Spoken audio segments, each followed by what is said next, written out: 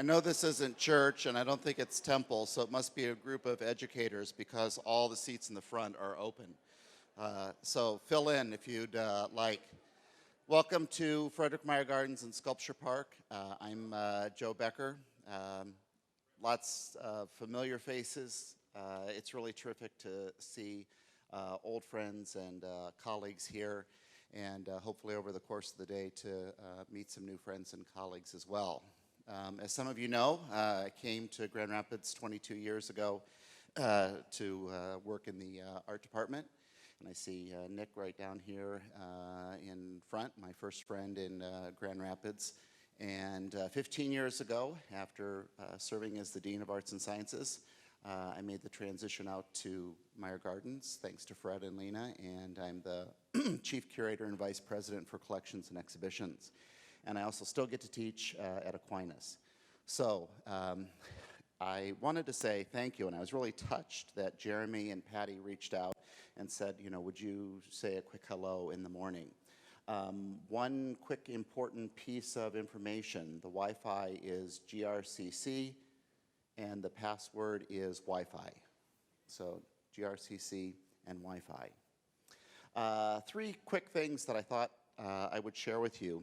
Number one, you know, I travel a lot for my position here, and one of the things that I come back to is how fortunate we are to be in Grand Rapids and to have so many resources, such a strong, vibrant educational community, and of course, very unique and very unusual places that bring people from all over the world, like Meyer Gardens. And I know that many of you are members, and I thank you for that. And maybe you're attracted to the gardens, maybe you like the exhibitions and the speakers, maybe you like first dibs on the concert tickets. We're a very unique organization, and people come for lots of different reasons. The one kind of membership that I really wanted to promote today is the educational membership. And it's such a terrific opportunity that colleges and universities make use of all over in West Michigan and even in Central Michigan. And essentially, and many of you know this because you do this for your courses, it's $50 for a class, and your students in that class can come as many times as they like over the course of the semester. I know the Michigan State biology classes come here every spring semester. I know that the Aquinas Humanities faculty have it for all of their students. Many of the English departments in the community use this, and certainly the art departments in the community use this as well. And it's really a terrific thing for $50 to have, you know, 20, 30 students come as many times as they like over the course of the semester. So that's my only plug, because I think it's such a great resource, and Meyer Gardens is such a great experience. And I'm so proud of our mission here. I like to share it with as many people as possible. Second thing, in terms of what's new, what's on the horizon, maybe you've seen a little bit about what's happening in the papers or on the news.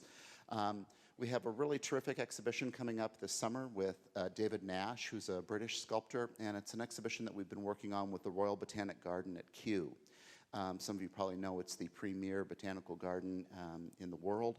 And David was the first artist in residence to work there, and Meyer Gardens will be the only place outside of London to host this exhibition, which will be in the galleries, which will be in the conservatories, and which will be outside as well. That's this summer. And then next summer, my third piece of information, I think probably you've seen it one time or another, we're opening up a pretty spectacular Japanese garden. And it's designed by Hoichi Kurisu. It'll open in June of 2015. It's an 8-acre site.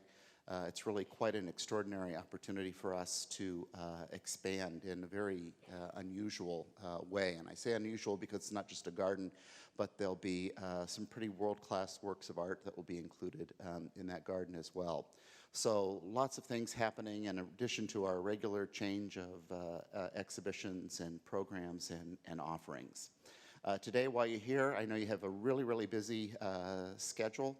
I would expect nothing less, I suppose, from an in-service, but if you need a quick little warm-up, it is more than 8 degrees in the tropical conservatory.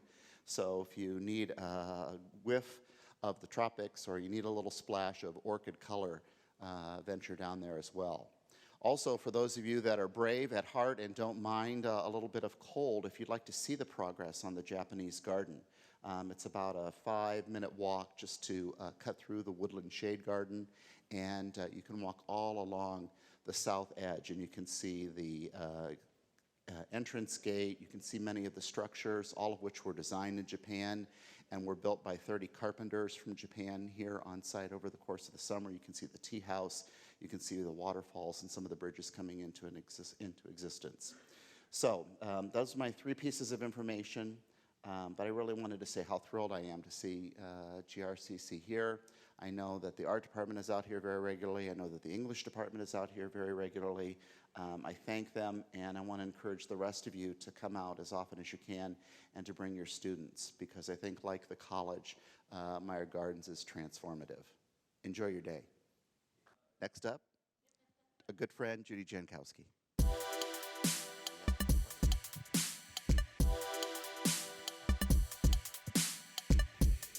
Good morning. First of all, I'd like to thank you all for the Excellence in Education Award. As due to life circumstances, I was unable to be present, and I just want you to know that the award is, will always be, and has been one of the most significant affirmations of my life's work that I could ever imagine, and I am humbled and honored to have received it, so thank you. And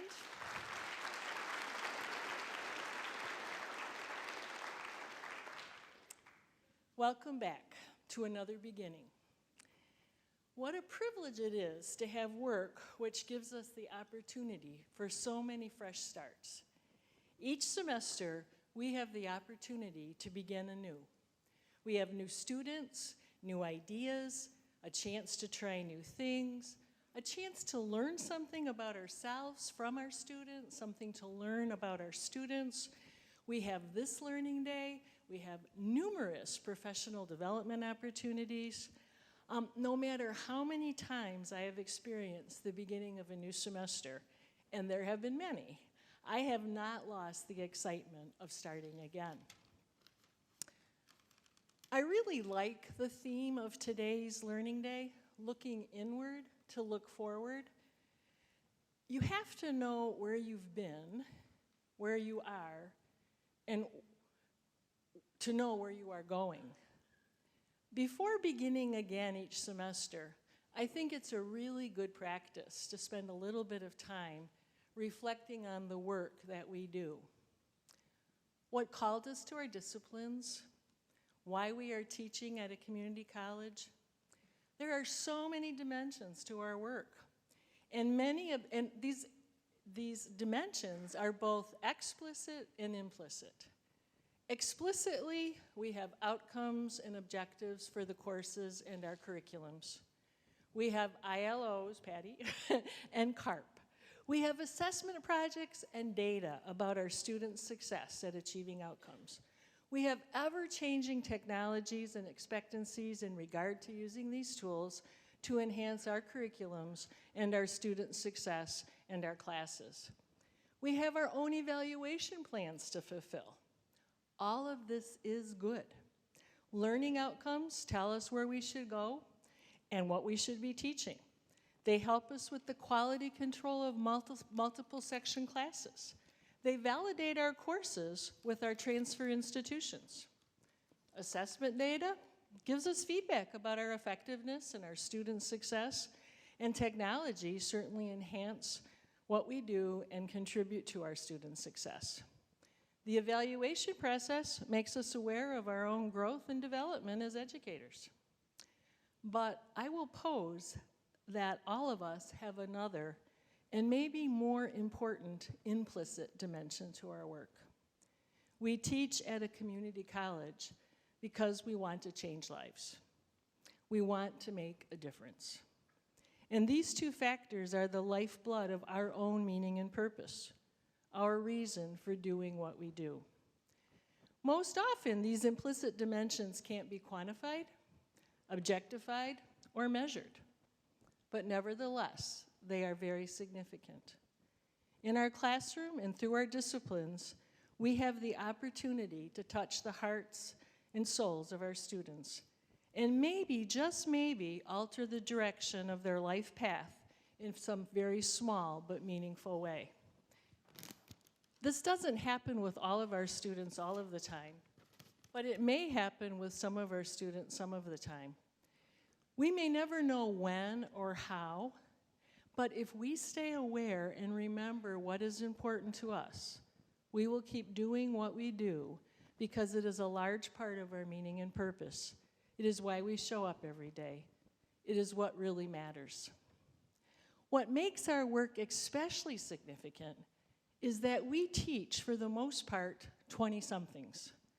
Our traditional students are 20-something chronologically, and our non-traditional students are 20-something developmentally. And they're in this life stage or space for a variety of reasons.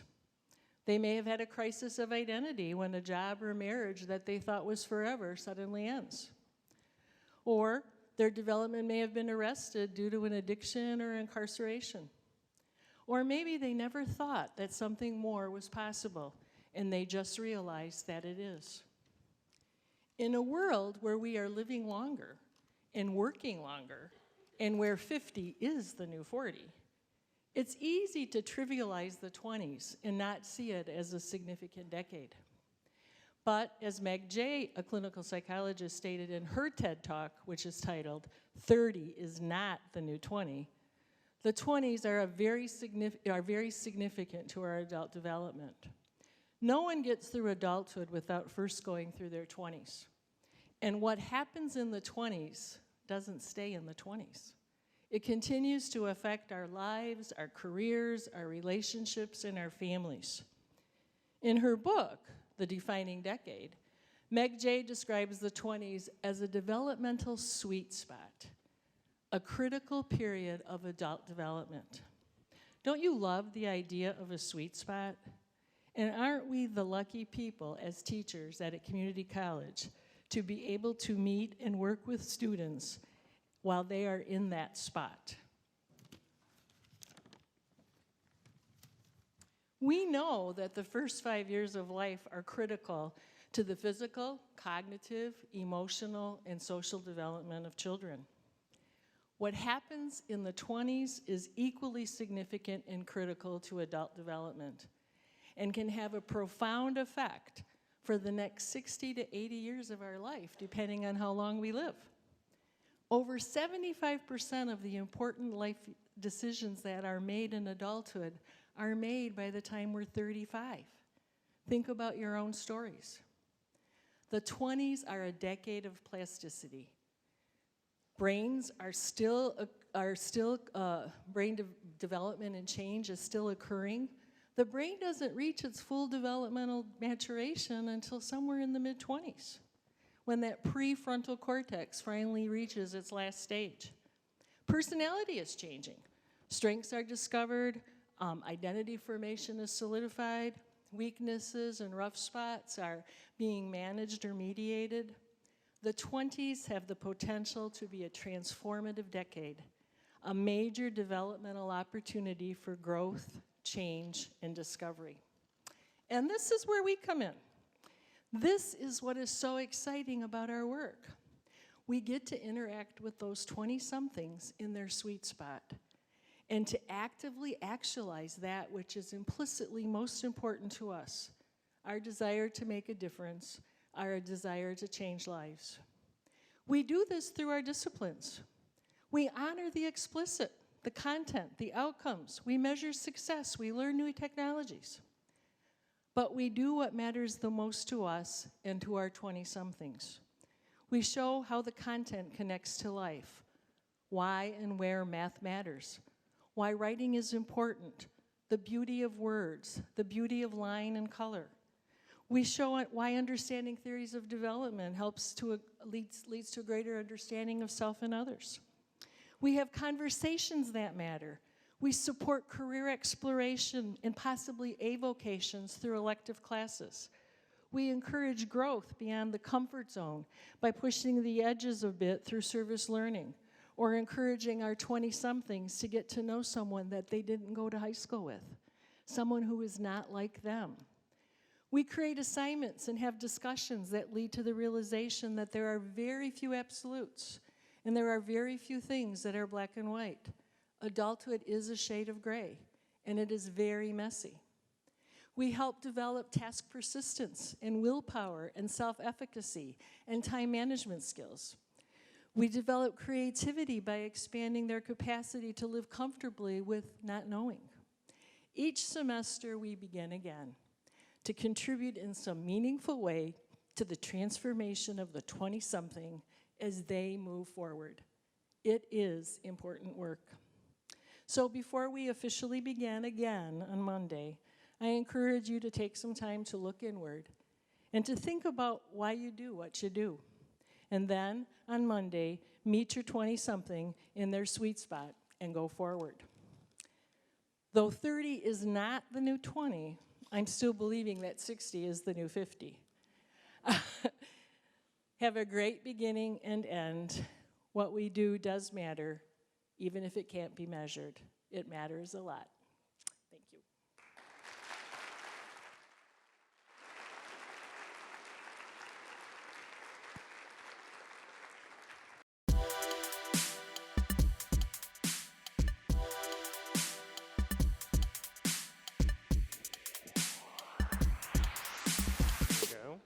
Good morning, I'm Derek Bruff. I am, can you hear me okay? Sounds good. I don't think I've ever given a talk with lights quite this bright, but I trust you're all out there. I saw you a second ago. I'm the director of the Center for Teaching at Vanderbilt University. I'm also a senior lecturer in mathematics there. I teach in the math department regularly. And I'm very happy to be here today. It's cold here, but I'm happy to be here. A little colder than Nashville, Tennessee. I'm happy to be a part of this Faculty Learning Day. I think this is a fantastic event and a fantastic structure for the event as well. Short, sweet presentations, lots of ideas from all over campus. Hopefully you'll come away with a lot of ideas for your own teaching. I want to point out a couple of things at the bottom of my first slide here. You can find me online at derekbruff.org. That's my website. You can also find these visuals for my presentation. They're already posted there. So if you want to follow along, that's fine, or check them out later. You'll see some links here and there as we go that you can follow up later if you wish. I'll also say that I'm pretty active on Twitter, at Derek Bruff. Feel free to tweet during this talk and really during the whole day. If you do tweet today, please use the hashtag #GRCCFLD. That'll make it a lot easier for us to find your tweets and connect with each other. So I've titled my talk here, From Principle to Practice, Supporting Student Learning in New Ways. And I'm actually your bookend today. I've got this one, and then I'll be back at the end of the day. And to kind of talk about this idea of principles and practices, I want to start in my world of mathematics and start with this image that I've shown you here. This is one of the oldest and most complete diagrams from Euclid's Elements of Geometry. This particular piece of papyrus dates back to probably around AD 100. And what Euclid did in his Elements of Geometry is pretty amazing. He starts off with 5 postulates or axioms, statements about geometry that he takes as true, that he doesn't try to prove, he accepts them as given. Things like, if you have 2 points, you can draw a straight line segment between them. If you have a straight line segment, you can extend it infinitely as a line. All right angles are congruent. There's one about circles and one about parallel lines as well. What he does is, after he states these postulates, these axioms, he goes on and proves a very long series of theorems about geometry, in which he really just kind of maps out all of classical geometry, proving each theorem as he goes, using nothing but the postulates he started with and any theorem that he's already proven thus far. It's just a masterpiece of classical mathematics. Now, what does this have to do with teaching and learning? This is actually kind of how I think as a mathematician, about teaching and learning in some ways. So if I think about the teaching and learning that I do or that you do, there are so many contextual variables that matter. So I teach math, you teach other things, we have content that we cover, different courses, different disciplines, different students, different types of students, different institutions, even different classrooms. All of these things matter when it comes to the teaching choices that we make. If we want to make good choices as teachers, choices that lead to student learning, how do we go about doing that? And how do we kind of navigate the sea of options that we have as instructors? I look to the research literature on teaching and learning. The cognitive scientists and psychologists who've explored teaching and learning. And I try to have the teaching choices. I think our teaching choices should be influenced by the research that's out there. And this is where the Euclid analogy comes in. The way I tend to think about it, and again, I think this is partially because I'm a mathematician, is I look for these key principles in the literature, typically from cognitive science or psychology, key principles about how learning works and how teaching leads to it. I try to identify these things, and I accept them as givens, kind of like Euclid's postulates. Cognitive science doesn't work quite like mathematics in terms of proving things, but I'll take it as a given, right? Other folks have determined learning works in this way. I'll take that as a given, as a principle that I can use, that I can apply in many different situations. And so whether I'm thinking about my own teaching or working with other faculty around their teaching, when we're brainstorming ideas, how do we teach this class, how do we structure this course, I try to look to these principles and find teaching choices, teaching practices, teaching strategies that embody these principles.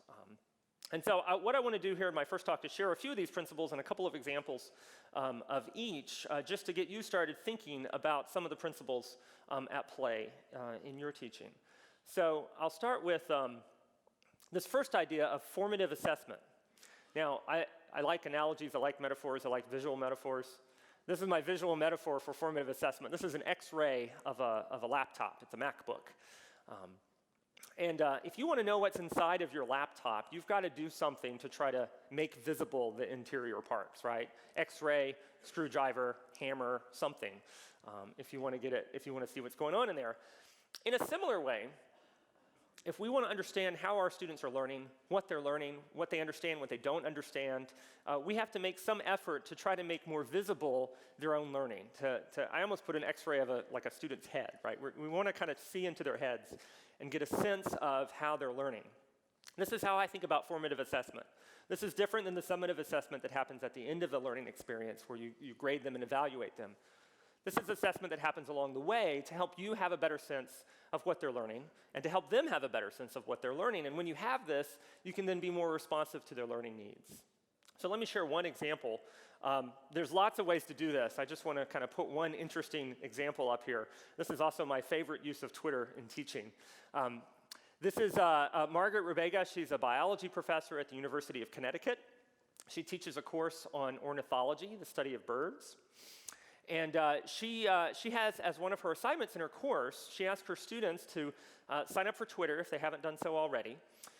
And then as they are out and about, at school, at work, commute, even travel, if they see a bird and they can make a connection between their observation and some course content, then to pull out their phone, which most of them have with them at any time, and tweet about it. And use the hashtag #BirdClass so they can see each other's tweets pretty easily. So just a couple of these. Casey writes, I saw a heron flying over Fenton River. Its large wings provide low wing loading for its body size. Good for flight. Hillary says, morbid, but saw a dead bird in my barn today. I'm guessing all the feather lice had already left. Probably not her first reaction to seeing a dead bird in her barn, but maybe it was. And then Daniel here scores with the photo of an albino red-tailed hawk and notes that a lack of melanin really screws up your camouflage. So he really did well there with that one. My camera, the phone on my camera is not quite that fast. So think about these types of tweets from the instructor's point of view. There's lots we could say about this, but as the instructor reads through these tweets as they're coming in during the week, she has the option to respond individually to students, to ask a question or provide a follow-up comment or a little more information. She also has the option to kind of look through all of the tweets and see what are the patterns and trends. Are there pieces of her course that students aren't really referring to? Maybe they're not getting those pieces. Maybe she needs to go back to those. This is a really interesting way to, in this case, see how students are connecting the course material with the rest of their lives, right, as they're kind of out and about. And really capturing what Randy Bass calls thin slices of student learning, the little bits of learning along the way, and make that more visible. And this is where the formative assessment piece comes in. It gives her lots of useful information to then be more responsive to her students' learning needs. So this principle of formative assessment is pretty key in terms of learning and in terms of teaching. There's another element here that I want to talk about, and it's the fact that these tweets are visible to each other in the class. And so the students can see each other's learning as it's happening. And this is another principle that I wanted to mention, this idea that audience matters. And this is really more about kind of social motivation.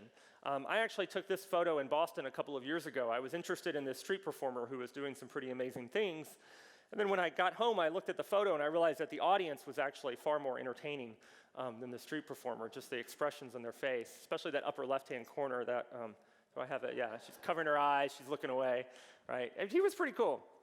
So now, street performer and audience is not quite the same as kind of a learning situation. But the idea here is that we have very strong social motivations at play. We like to connect with others. We like to share with others in ways that are comfortable for us. But I think sometimes when students are in a learning environment, they feel like they are writing things or making things that only one person ever sees, right? You the person who's giving the grade. But when they start sharing their work with others, even just others inside the class, never mind external audiences, it can make it seem more authentic, and students can really raise their game. So one quick example here, this is the course blog from Umberto Garcia. He's an English professor at Vanderbilt, where I work, and he teaches a course on William Blake. And he sets up this course blog as a place for students to write and share what they're learning in the course. So a typical post might be like this. It's a reading response kind of thing. So the students do the reading and they write a couple of paragraphs, either responding to a prompt or something more generally, the kind of thing that they might have just handed in on a sheet of paper at the start of class in years past. But now they put it on a blog, they can see each other's work, and they comment on each other's work. So these are multiple comments, and Umberto has different ways of structuring this so that it's all kind of tractable for him and the students. What I've seen Umberto teach, and what's really amazing is how he takes these ideas that are generated on the blog before class and weaves them into the class discussion. So class discussion is already starting before they get to class. Now, certainly a blog is not the only way to do this, but the idea is that the students actually start to see each other as a learning community. They can learn from each other, they have something to share, something to contribute, and it's really amazing to kind of see this in action. It also kind of works the other way. So sometimes things happen in class that the students want to capture and put on the blog. So this was one class discussion that apparently went pretty well. Umberto was scribing at the board. Student snapped a photo, right, with her phone. And you probably have students come up at the end of class and do this occasionally. She shared it on the blog, right? Not just for herself. She wanted to contribute this back to this community that had been formed in her class, which I think is kind of powerful. And then this is a small example, but I think it's really interesting. The interesting part here is the date. This was a post 4 weeks after the class ended. One of the students had read something that reminded her of something in the class, and she wanted to go back and share that with the class after the fact. And that doesn't always happen, at least in my experience in class. Once the course is over, students tend to disperse. Now, again, what's really kind of amazing about this is that Umberto, through this particular tool, has managed to turn his class into a learning community. The students see themselves as having something to offer, something to share, and they can learn from each other. And I think that helps really motivate them to engage more deeply with the material and get a lot more out of the course. So the social motivation piece, I think, is pretty important. It's another principle that we can see at play in a lot of teaching. Now, for the third principle, I'm going to play off of this whiteboard idea and talk about knowledge organizations. So this is a term from a book by Susan Ambrose and colleagues, How Learning Works, you might have seen. So I love photography. Did you see what they've done in this picture? So this is their library. They have organized their library books not by alphabetical order or, I don't know, the Dewey Decimal System, but by the color of the spine of the book, which I think is just lovely. I hope one day to have enough books to do this myself. This is just fantastic. And this is just kind of my visual representation of this idea of organizing knowledge in different ways. And what Ambrose and her colleagues talk about are, and again, this is drawn from cognitive science, how we understand how the brain works. If you look at novices in a field or domain and experts in a domain, they have these mental models of how ideas and concepts and techniques are related to each other. And so novices, like our students, often have these kind of incomplete mental models or knowledge organizations. There may be some connections here and there between ideas, but they're not all connected, and they're not connected very well. Or maybe it's a very linear kind of flow. I see this in math a lot, where students can follow a particular recipe to solve a particular kind of problem, but when I give them a different kind of problem, they're not sure how to translate that. Meanwhile, experts in a particular domain have these robust knowledge organizations. Lots of ideas, lots of things that are connected. They see connections. They see the knowledge in the domain as much more organized. It may be hierarchical. It may be less so.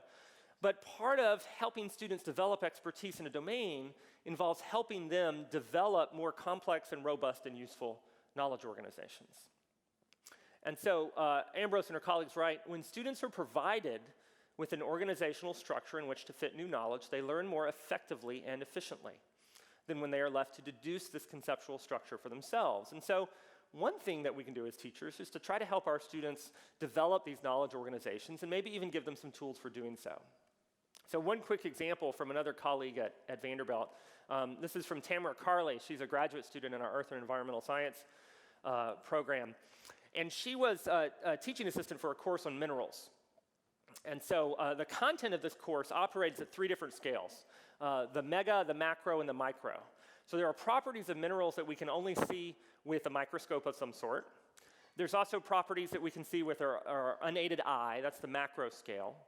And then there's properties that play at the mega scale, plate tectonics and things like that. And the content of the course involved understanding properties at all 3 scales and the relationships between those 3 scales. This is hard, complex work.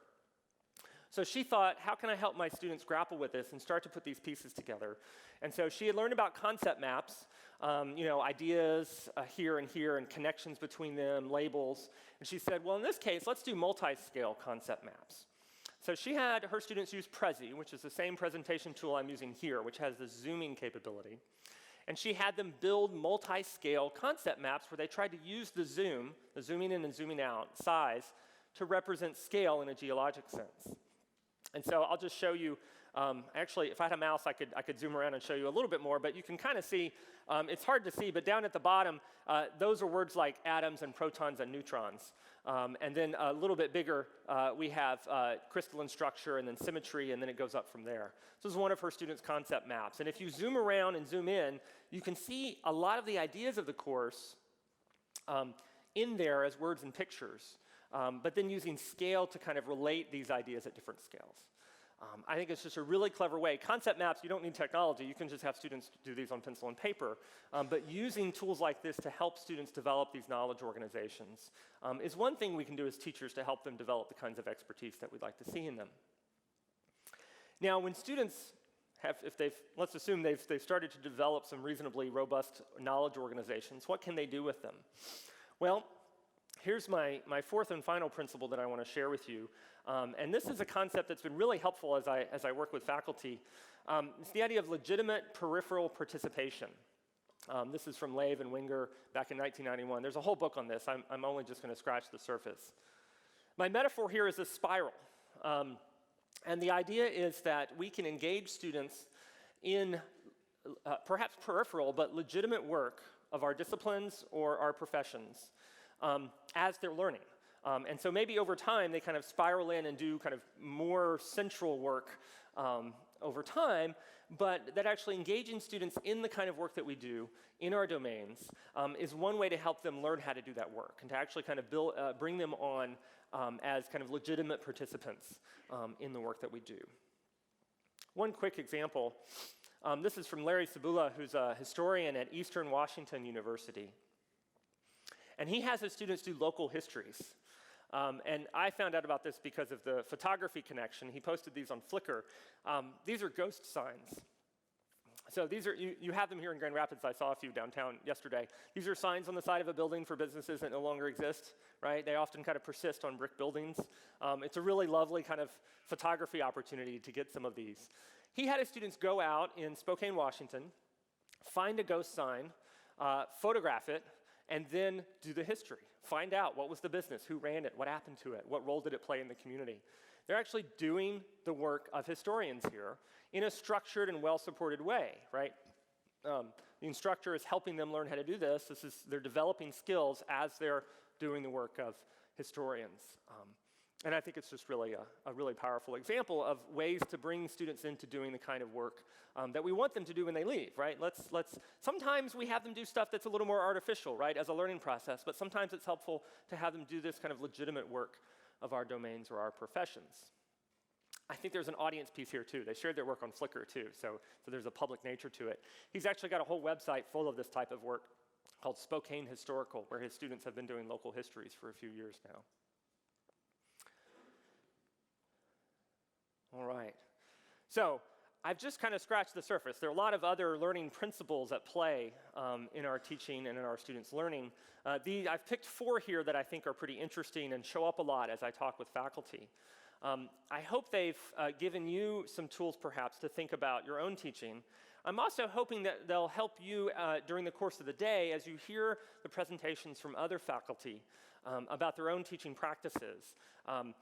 As you look at these particular examples, you may not see your own course there necessarily, although some of you may think, hey, I'd like to do something like that. But I think these principles are at play in most learning situations. And so as you hear other people describe their teaching practices, look for the principles, the core learning principles that you can apply in your own teaching practice. I'll be back at the end of the day. I'm going to try to help you do a little bit of this synthesis. I'll be looking for kind of learning principles throughout the day in the presentations, and then I'll be asking you to think a little bit about what's next. Which of these principles or which practices have you heard about today would you like to explore or implement in your teaching this year? So with that, I thank you for your time and attention, and I'll see you again at the end of the day.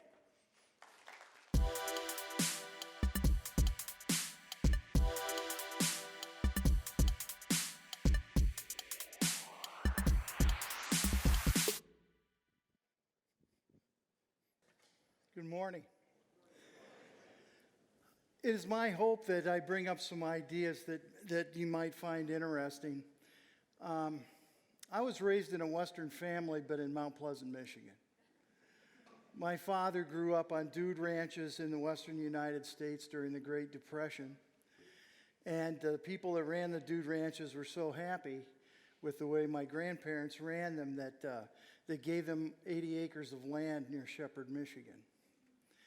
And that's where they ended up settling. So my take on life has always been different. As a matter of fact, I used to have friends that showed up at my house to eat dinner, and they would start laughing because our family talks in what we call Gillamese, which is a combination of cowboy and military speech. We know what we're talking about, no one else does, and we're fine with that. But there are some core principles that I think are important, and I owe a lot of those core principles to this man here. Never had better than a C average in high school. Went into the military during the Korean War, became a sergeant, was offered a chance to become not just a master sergeant, but a sergeant major. And due to my mother not wanting to live all over the world, made the decision not to. But Sarge, as we call him, is an interesting person. He approaches every possible problem from the simplest possible way. And to me, there's always a beauty about that, because many times the simple answers are the best. And so he watched me. Every summer I would go out for 2 months and I would be on a new diet. Finally, he looked at me one summer and he says, I got a diet for you. Push yourself away from the table. Quit eating. Okay, Sarge. As a matter of fact, he's 84. Eat only what I eat. And that was the summer where I dropped about 25 pounds. Of course, I saw food and I was drooling constantly. But the fact of the matter is, many of the things that he brings up, I've used. So, these are quotes from my father. Find one basic thing that they need to know, then spring new things off of that. One basic thing. Maybe it's one basic thing in every chapter that we can spring the other ideas off of, but have them learn that one basic thing. An army travels on its stomach. I know that. Be who you are always. Better to be fired for who you are than fired for trying to be what you're not. When someone's brain is vapor locked, tell a joke. If they laugh, the brain will unlock with the breathing. Nothing is serious until you hear the first bullet sizzle by your ear. Then it's serious. All people in a platoon are different. This is a positive thing. Someone is the platoon jokester, someone the whiner, someone the good Samaritan. The trick is to get them to work as a team, to watch each other's backs, to learn from each other. That is why God invented non-coms. Remember, every new day is a chance to get it right. So, being my father's son, I start every rehearsal with a warm-up designed to work the breathing mechanism. We're talking about wind players in a band. Tone quality, balance, blend, and intonation. These are the basics that I spring from every day in rehearsal after we do the warm-up. Why do I still do it with college-level students? They need it. They need to be reminded of that one basic thing that we do. And only then, when they're getting the sound quality and it's in tune and it's balanced, we move on to the music, and then we start working our way up and down. This reminds me of a superintendent I worked for in the state of Wyoming as a secondary teacher. He won 5 straight basketball titles in different states. They would never hire him to be a superintendent, but they hired him to coach their basketball team.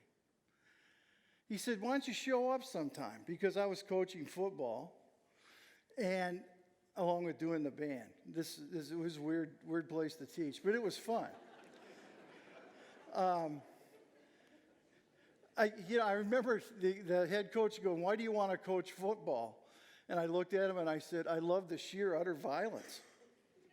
Right? But the fact remains that this man, Jim Owens, ran a basketball practice that was entirely different than anyone else's. He would throw the ball out and go one-on-one, full court. If a person made a mistake in basic basketball play, he'd blow the whistle, explain to them. When they got good at one-on-one, 2-on-2, full court. Now he's teaching pick and roll, some other kinds of things. 3-on-3, full court. 4-on-4, full court. 5-on-5, full court. All the time blowing the whistle when there's a breakdown in basic, good, fundamental basketball play. His team never took the time to run lines, to put lung power on them. They already had it from practice. Oh, by the way, he never let them practice, and he never played in a summer league with his team because he always felt they needed summers off. Whose team was ready to practice on the first day of practice? So I watched this man work. Oh, by the way, he later became one of the head scouts for the Miami Heat. That's what they thought of as basic basketball knowledge. He would build his offenses around the team he had on the court at that time, and he would build his defenses around. But because those kids knew fundamentals, they were impossible to defend. Team shuts something down, we run the same play. All of a sudden, here's a cutter coming from a different direction, setting a pick. It was amazing to watch this. That's my 1-on-1, 2-on-2, 3-on-3, 4-on-4, 5-on-5. Going to the simple fundamental problem. How many of you have seen this before? We live by Bloom's, don't we? Remembering. How many of us have a problem getting students to understand that there are basic materials that they need to learn and remember? Right? It hangs us up. We can't move any further up that pyramid unless they have the basic material and take the time to put it here. Now, we can show it to them in all different kinds of ways, but the fact remains they have to understand that it's important to put that part in. So in CLS last semester, I thought of a way to do this. And it goes back to that sort of, you got to wean yourself off bad habits. You can't do it all at once. So the first quiz, I warned them that this wasn't going to be multiple choice or true and false. They had to know the material. And I let them know what was going to be on there.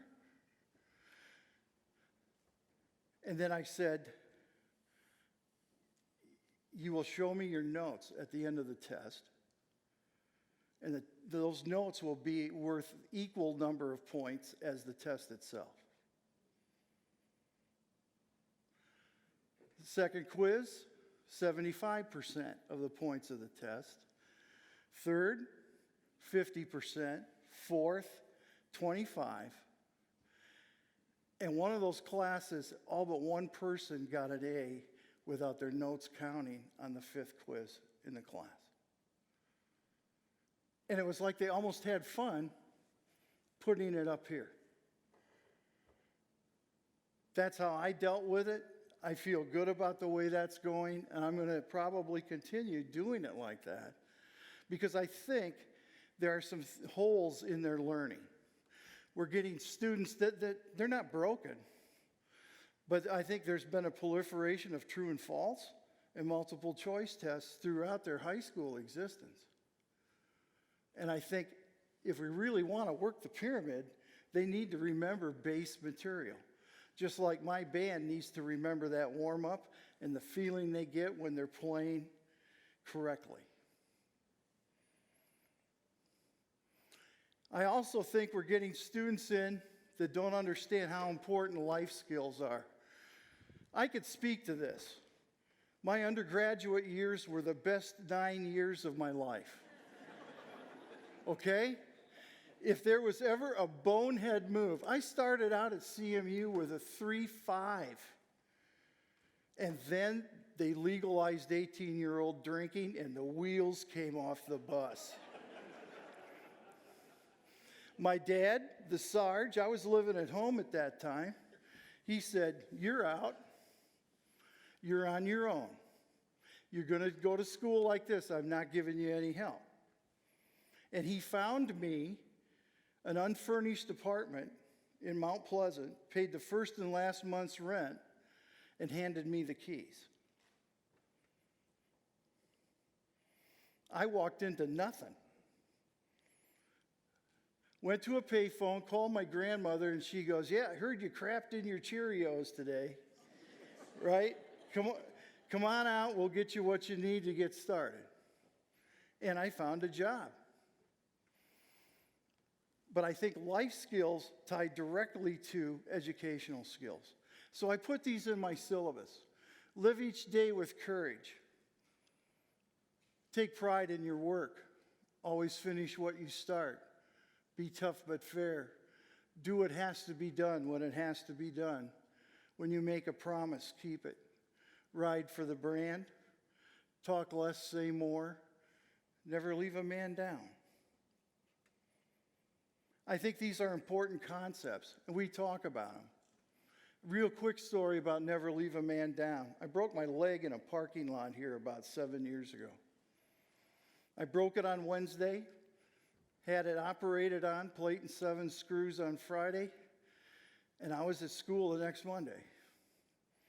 And they wanted me to take disability, and of course Sarge calls me and he goes, "You taking the disability?" I mean, a broken leg's a long way from your heart. And I said, "Yeah, I'm not going to take it, Pop. I don't think I'm sending the right message to my students if I do." I wished I'd have taken it, but that's beside the point. The thing that I found amazing was one of the students called me at home and said, "We got you covered." And I go, What time do you get to your parking spot?" "Oh, I don't know, 7 o'clock. Somebody will be there." And there was a kid there every day while I was in a wheelchair for the first month to wheel my fat butt over to the music building. There was another student that showed up to see at lunchtime if I needed anything. And there was somebody to take me back at the end of the day. I think they learned that lesson really well. But there's something else that I do that I want to make, okay, band is family. Does everyone understand that? If a football team's family. The connection I'm trying to make to you is that if we make our classes more like a family, if students actually see who we really are, if we understand that it's not serious till you hear the bullet whiz by your ear, if we make them laugh occasionally and unvapor lock their brains, maybe some good things can happen. And this is something that I had pointed, and I'm a slow learner. I mean, 9 years, come on, I'm a slow learner. But something happened this last semester in a CLS class. I taught in Sneeden Hall. There was a room open at the end of the hallway. Every day I noticed less and less kids were showing up before class. Finally, one day, it's the beginning of class, and there's 2 kids sitting there. I go, have you seen the rest of the class? And they go, yeah, they're down at an empty room down at the end of the hall. I walked in. A young lady was helping a young man with math. Another one was talking some English with another student. They had become a family. Okay, can we have class in here? No, we can't have class in here. We have to have it in the room. Okay. But there's something else I do. And I know it drives a lot of people crazy. With every class, I try to have 2 times where we eat as a classroom. It can be donuts. It can be Peeps. Near Easter time with the band, we always have Peep Day. But I try to eat because, guys, families put up with each other a lot. I mean, we just got through the holidays, right? There's always somebody sitting at the table that you wish wasn't there, but they're family. But the reason we put up with them is why? We're breaking bread with them. We're breaking bread with them. And the conversation varies, and sometimes things get heated, but for the most part, they don't. So I try to make my students feel like it's part of a family being in the classroom. This man, Bo Schembeckler, I had a chance to meet up in Burt Lake. He's the reason I coach football. After the crowd cleared out, I was tending bar at a soiree on the lake, and he said, I hear you're going to be a football coach, but you're a band director. I said, yeah, and he goes, anything you need to know? And I go, all of it. And he sat down and took the time with me using chairs and described what everyone in the offensive line had to do technically, what everyone in the defensive line had to do technically. And when my parents sent him a picture, we were the Matizzi Longhorns, and it was a black and white picture, and I had a hat on with a big M on it, and I was standing there like this watching the game. And he sent me a letter, and he said, I don't believe it. You look like a line coach. But these are things I put in the syllabus. Start with your heart. And I tell the students, if your heart isn't in being a student, right, there are other things you need to do. Start with your heart. Seek mentors, respect your history, do the right thing always, set goals to get results, have the will to prepare, don't be afraid to scrap your script. Do so on facts, not pride. Stay focused under fire, and remember loyalty counts. This is a happiness. All of us are unique and bring different skills and abilities to the table. You need to appreciate what life has given you. We all need to view life with optimism and hope for the future. We all need to set new and interesting goals, set daily goals for the big goals. We all need to adjust to life accordingly. We all need to learn to live with and love ourselves. Here's the big one. We should all never ask for perfection from ourselves or others. Ask for effort. Perfection is impossible. Effort gets you closer. I don't know how many music teachers I know that tried to get perfection from the first time a kid plays a horn, and they turn them off. Ask for effort, perfection will come. We need to learn to laugh at life. We control our problems if we laugh. If we don't laugh, the problems control us. We all need to learn to see the other's point of view. Group dynamics. This is a great article that I found that explains a lot of it. These are the things that I see happen in some of my classes when the group dynamics are really working well. Better participation, better communication, better collaboration, better influence, trust, cohesion, empowerment, and satisfaction. There's something about feeling like you're part of a group that creates a nurturing space. And I think trying to run my groups, even the non-music groups, along these lines has paid some real dividends. Musical groups are always cohort groups. Turning other classes into cohort groups has paid dividends. So here's my dad at 84. The past, present, and future are all in the same room. There are days where he has problems, but I still see the fire. I guess what I'm trying to get across to you is that every day, this 84-year-old man, though he can't work for a living, will find something to do in the house. He tried to take the plumbing apart in the bathroom while I was home at Christmas. God bless him. I mean, yeah, it needed to be replumbed, but I had finally convinced him after the shop vac being full 27 times, getting the water out of the house, that this could wait till spring. So I hope this has given you some ideas that you might find useful. Thank you very much.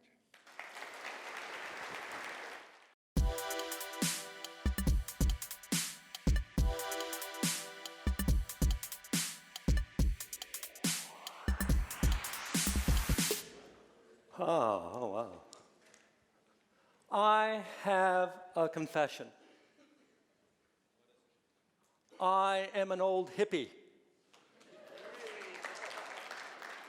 And I celebrated Earth Day back in the 70s. And back in the 70s and even now, we celebrated Earth Day because we wanted to be stewards responsible for the resources of our planet. We didn't want to pollute the planet. We wanted to reduce that. And we wanted to use the natural energies of the wind and the rain and the sun to heat and cool our buildings. Now, they still celebrate Earth Day in April, but we also have a new Earth Day of service called Green Apple Day. And that's what you see happening on the right there.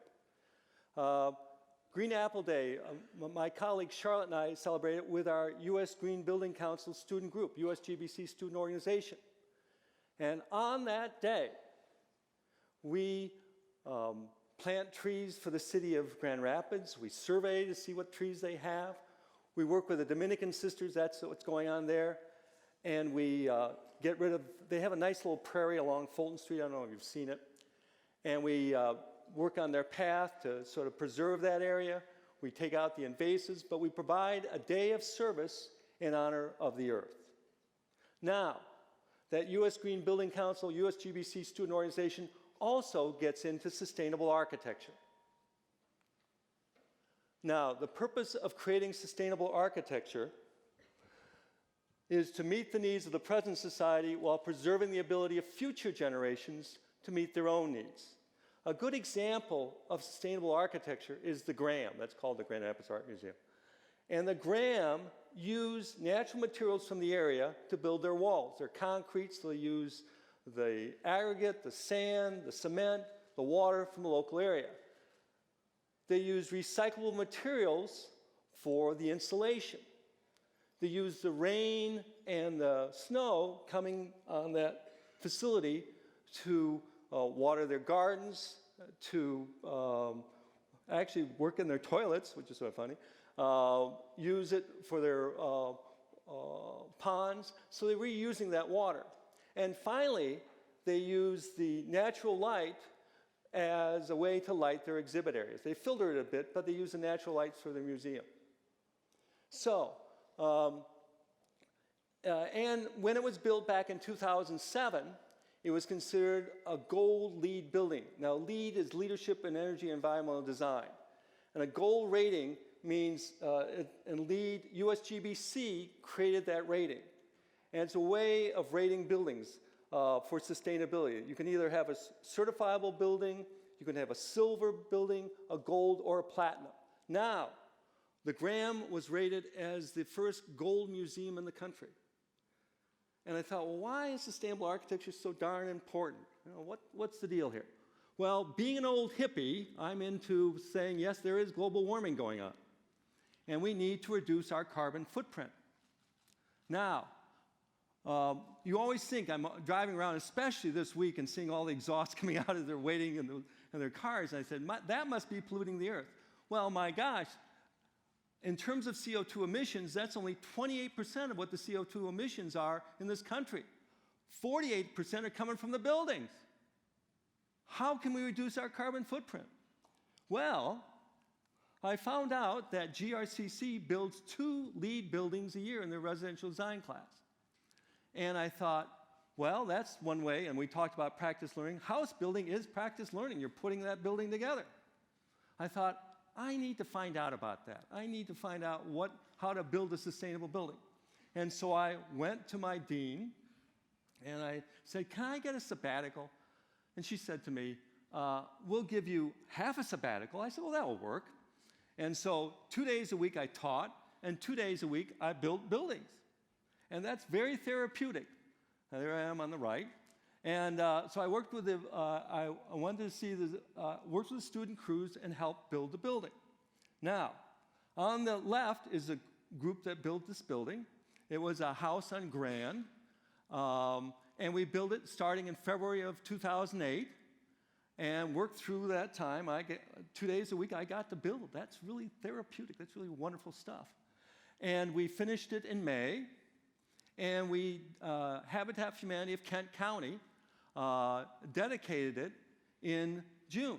And their dedication ceremonies are marvelous. They have all these big feasts, and they have a prayer for the house, and then the families get to occupy it. Also be aware of the fact that when they're building the house, the families work to help build that house, or work in some ways to help Habitat for Humanity of Kent County. Now I thought, okay, I built a house, but as an architect, you end up designing houses. So I said, okay, I better bring it back to the classroom. So, but when I did that, I said, okay, what is sustainable houses? Why are they sustainable houses? Well, they're sustainable house because they're built, these habitat houses are built in urban areas with many amenities. They have the sewers, the waters, the parks, the transportation systems, the stores are all right there. That helps to have sustainable neighborhoods, actually. They're built on compact, sustainable building sites.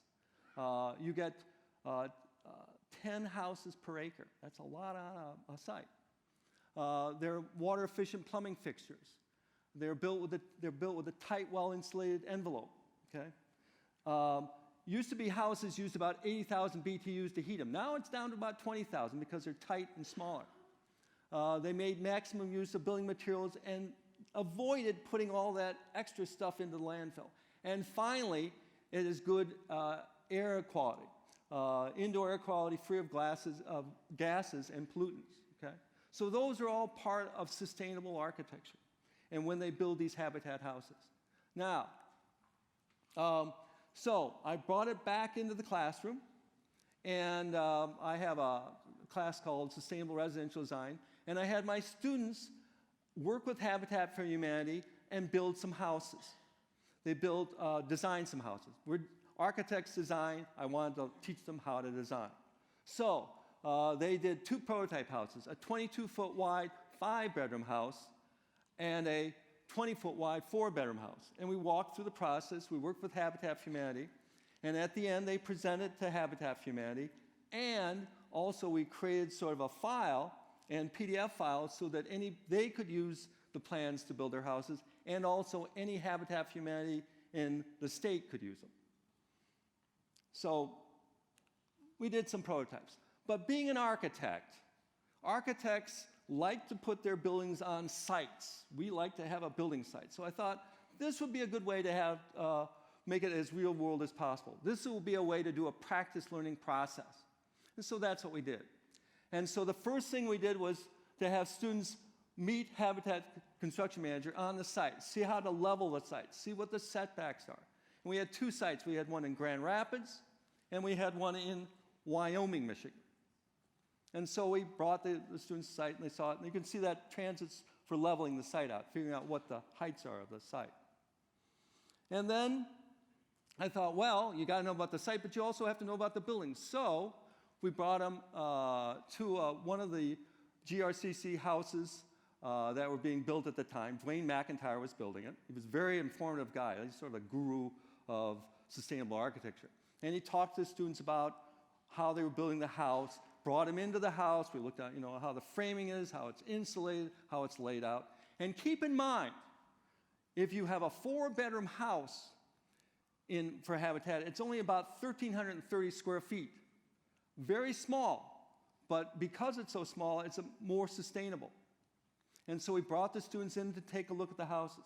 Then what we did is we assembled into teams, because usually teamwork works better. They get to work off each other's ideas in teams of 2. And I said, okay, take their program and run with it. And so they looked at the zoning requirements, they looked at the building requirements, they looked at Habitat's guidelines, and also the program they had, and they started coming up with some simple schematic designs. And I reviewed their schematic designs and said, okay, you're going to have to widen this hallway, you're going to have to make more windows on the south face. And we worked together on that. And then they had to take it to a preliminary design, which is more of a detailed design. And they presented that to Habitat for Humanity and got their input. They showed both their floor plans and some elevations. And believe me, when you're doing elevations, you want to have that house look correctly as you're approaching it. You want people to want to live there. So they reviewed that with the students, and they went back. The students went back in teams. Whoa, that went in a hurry. Sorry. And they, of course, being an architect's professor, I said, okay, I want you to do a complete set of construction documents, okay, which wall sections, stair details, schedules, and so they did that. They revised their plans, and then they presented them to Habitat again for a final presentation. They did it with PowerPoint and talked to them about it, and they got their input. Now, we had 8 teams. This was happening in early 2012, and from those 8 teams, of course, the students say, are they going to build the houses? I said, I don't know. But let's find out. Let's ask. I said, okay, Habitat for Humanity of Kent County, pick 2. Pick 2 houses that you could possibly build. And they picked 2. One was a 3-bedroom and a 4-bedroom house.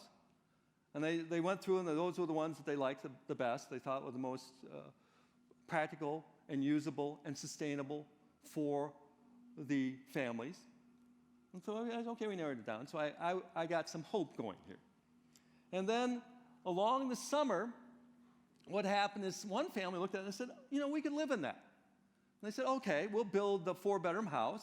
And it originally was on Wheeler Street in Wyoming, but what happens is they get these sites and they say, we're building, boom.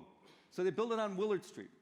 And at the time, they were in a time crunch. So they built the modular framing of that building in the MTech, GRCC MTech Tassel building.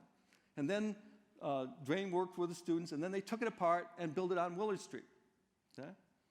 And that's in progress.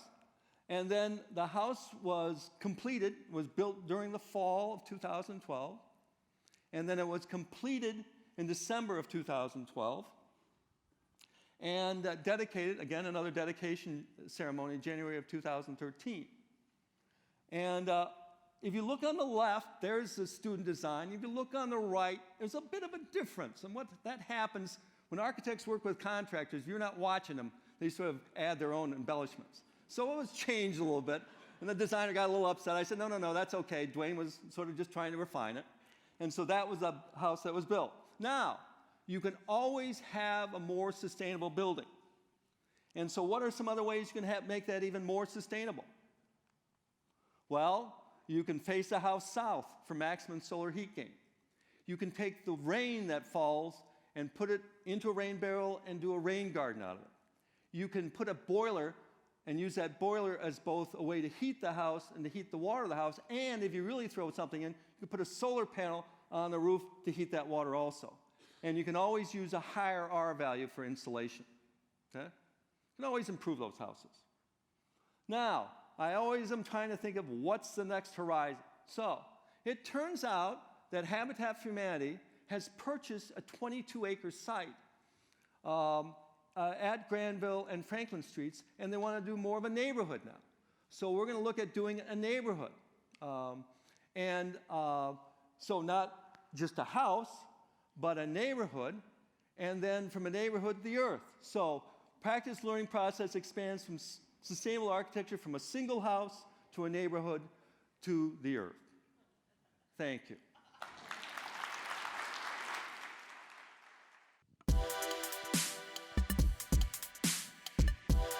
If I could dance, I'd do some moves, but I can't. So.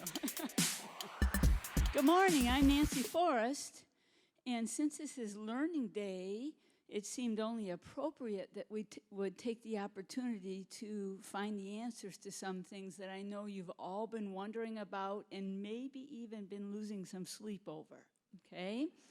So with all this knowledge out there, okay, we will be learning from each other. See, to start out with, Mike Couples, GRCC baseball coach. Would you stand up, please, Mike? I have a question for you, and you just answer it to the best of your ability, and you'll know why I've chosen to ask you this question. Do you have an approximate dollar amount in mind of what was left on Prince Fielder's contract when the Detroit Tigers traded him to the Texas Rangers? Ballpark figure? Okay, so 100 million, give or take, a few tens of millions, something like that? Okay, thank you, Mike. Betsy McKinney, math department, are you out there? Betsy McKinney is my go-to person if I want to, so I'm just looking, double check. Betsy, does that sound about right, if you got figures on that? Okay, close, so, all right, so at least neighborhood of $100 million. Okay, wow. All right, economics professors, let's see, Steve Abed, please stand up. Lisa Gligg, please stand up. Okay, you know, because it's good, you know, we'll see if we get a consensus here. So what we've probably been losing sleep over is, and this is just a yes or no answer, so don't be worried, okay? The loss in state income tax revenue on the salary from Prince Fielder, is that possibly going to push Michigan back into a recession? Steve says yes. Lisa, I didn't quite catch your, okay, so we have, actually then that one's not settled. Pick whichever answer you want to agree with. Okay. All right, want to let you know as we go into the break that there is coffee in the room and that the restrooms, as you head out these doors to that main hallway that had to do with the entrance, the restrooms are just to the right there, and you now are officially on a 15-minute break.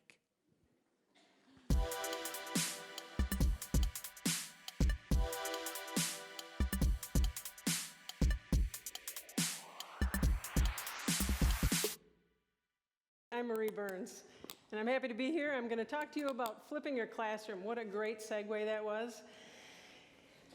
Is this a familiar scene for any of you who teach? You have students who come to class unprepared. They're not ready to discuss any of the topics with you. They're distracted after 30 minutes. They don't know how to study, and in fact, they ask you, how should I study for the test? And they ask you again after the test. They want all the answers from you. They don't want to search for those themselves. And some say your pace is too fast, while others say it's much too slow. And as faculty in a classroom like this, are you feeling tied to the lectern or managed by the clock? Are you tired of hearing your own voice? You have no time for activities, let alone questions to answer them the right way. And are you wondering at the end of class, did the students really understand the topic that I just covered? Do I even understand it? Is this your understanding of flipped classroom? If you've heard of flipped classroom before, you may be doing it, so you may understand it very well, but it may be confusing to you. And like any change, I wanted to get started on it, so I attended a meeting at GRCC. A couple of people were talking about it. I thought, I can do that. I jumped in, started doing it, thinking everyone at that meeting was doing it. The second time we met was the next semester. None of them were doing it. I was the only one, but it was fun anyway. When I started comparing the differences between traditional classroom and flipped classroom, I realized that there are many benefits, both for students and for faculty, and I was in. I just needed to reverse the lecture and the homework components, and I thought that's really fairly easy. But there's more to it than that, really. The definition is the first exposure for students occurs outside of the classroom, and this is different. Reading material has always been done outside of the classroom. We expect them to do that. But now we're posting some sort of recorded lecture, streamed video for them to watch ahead of time so that they understand coming to class. So their responsibility is to actually prepare for class, a novel idea. This class time, when they come, is where the more difficult work will take place. This is when we do problem solving, discussions, clicker questions, the tough part. And that's why faculty are present during this time, because we can guide and mentor them. If you compare the two on a grid, I've drawn it out for you. At the top, we have the traditional, and this is before class, reading only. In class really is passive learning. You are lecturing, they are listening, maybe. And after class, reviewing on their own without your help, without your presence. On the bottom line, you see the flipped classroom format. Before class, they are viewing the lecture, listening to it, hopefully writing down questions that they don't understand something. Now they're prepared to come to class and ask those questions. In class, you provide active learning so that they can apply the concepts, and you're hoping that they will then understand it. So now after class, they still need to review, but not quite as much, because you've done a lot of that with them. The goals of the flipped classroom. You're moving the instruction from group learning to the individual learning. And so you're individualizing the pace for the students. You're promoting student-controlled learning, and this is where they control how much they prep, how much they participate. You're changing the focus from a lecture-centered to a student-learning-centered, and so this time that you are together is focused on learning activities. And then coaching is increased because you now have more time when you're in the class with them to look and understand, are they getting it? The Bloom's taxonomy, if we look at that, the pre-class time fits the lower level cognitive work of reading, viewing lecture, and this is the understanding and remembering area, so they can do this on their own. If we look at the in-class time, we're now looking at higher level cognitive work, role play, discussion, group work, and it's important that we're there for that. This is your applying, analyzing, evaluating, and creating. So the benefits for students and for faculty. For students, the lecture time is available 24/7. They can now do it at their own pace, and our students do prefer to watch videos. Questions. Students can write down their questions during their prep, come to class prepared to ask them, and faculty can add clicker questions. This will also help us to gauge how well are they learning. Collaboration, the students are learning socialization and teamwork while they're learning. These are skills that they're going to need. And then application, they're learning concepts by actually applying them. And for faculty, the benefits, you now have time for those questions. The student evaluation time, you're able to see how well they're learning. You're able to be creative, flex the activities according to the need. That's just-in-time teaching. We all know about that. And the activities. More time is available now for you to put those activities in. There are challenges, and the challenges for students are the motivation and pacing themselves. They have to be motivated enough to put the time in before they come to class. This is important or they will not be prepared. They also need to learn to pace themselves. The responsibility is also falling on their shoulders, and this is where we fall down as faculty. We do not do enough of teaching students how to learn. We need to do better at that. We spoon feed them and we give them the answers, and so the responsibility now is a challenge for students. Technology, the internet access could be a challenge for students, but I really have not found that it is. Most of them find a place to watch the stream videos, the lecture that's out there for them. And then active learning is a challenge. There are some students that are not comfortable with activities, but they usually come along and get involved. For faculty, the prep time is the biggest challenge. Taping these lectures ahead of time, getting them posted, checking the links, making sure that they're working. Activity development. If you have already some activities in your class, you may need to develop some more, and so this is time consuming. You need more energy. You have to have a lot of energy in this class because you have to keep the students engaged so that they're learning. And then controlled chaos. You have to be able to tolerate controlled chaos. When students are engaged, they are loud, but they are having fun, and so are you. There are some myths about flipping class, that you must flip every class, the entire class, and this is not true. You may do a portion of it, and actually a gradual approach is much better. It's the latest educational trend or fad, and this is not true either. It started with case studies in the 1900s, and it has moved forward. Some people think this will replace faculty with videos and computers, and it is not all about the technology at all.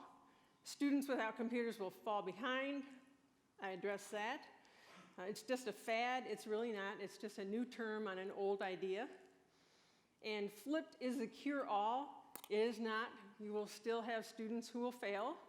They'll fail in both types. There's no research to support it. There is research out on this, and there is a lot of research on the actual techniques that we're using for the activities in the classroom. Lecture is a comfort blanket for students, and it is for some students. So do a little lecture and don't call it flipped, and you can get by doing that. So those students will be satisfied. Students will not do the pre-class work. If you assess it, they will prep. So if you hold them accountable and incentivize that work that's outside of the classroom, they will do it.